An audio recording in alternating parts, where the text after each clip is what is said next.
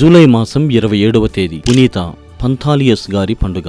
వేదసాక్షి, చికిత్సకుల పాలక పునీతుడు. ఇటలీ దేశపు పునీత పంథాలియస్ గారు వైద్యశాస్త్రం చదువుకుని మందులతో ఎలాంటి రోగానైనా నయం చేయగల సమర్థులు. క్రైస్తవం పుచ్చుకోవడం ఒక నేరంగా పరిగణించబడి శిక్ష విధించబడే రోజులలో వీరు క్రీస్తు ఎడల అభిమానం పెంచుకుని జ్ఞానస్నానం స్వీకరించి రహస్య క్రైస్తవుడిగా పేద సాధల ఎడల దయ కలిగి ఉచిత వైద్య సేవలను కొనసాగించేవారు. ఆ ప్రాంత రాజు అతని సామర్థ్యాన్ని గుర్తించి తన వ్యక్తిగత జబ్బులన్నిటినీ నయం చేయించుకుని కావలసినంత ధనం బహుమతిగా ఇవ్వగా తను లోకాశలకు లొంగి తన ఆధ్యాత్మిక జీవితాన్ని కోల్పోయి ఒక వృద్ధ గురువు హెచ్చరికలతో తిరిగి విశ్వాసములో జీవిస్తూ తన సేవలను పేదలకై కొనసాగించారు. తదనంతరం కొందరు వైద్యులు తన సేవలకు ఓర్వలేక తాను క్రైస్తవుడని చక్రవర్తికి తెలిపి మరణశిక్షను అమలు చేయించారు. ఎన్ని శిక్షలు విధించినా వారు అద్భుతంగా బ్రతికి ఉండటాన్ని గమనించి వీరిని కత్తులతో పొడిచి తలనరకగా పునీత పంథాలియస్ గారు వేదసాక్షి మరణం పొందారు. వీరి రక్తం కొంత తీసి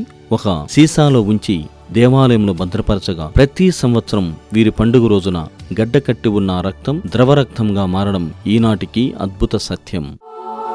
పునీత పంథాలియస్ గారా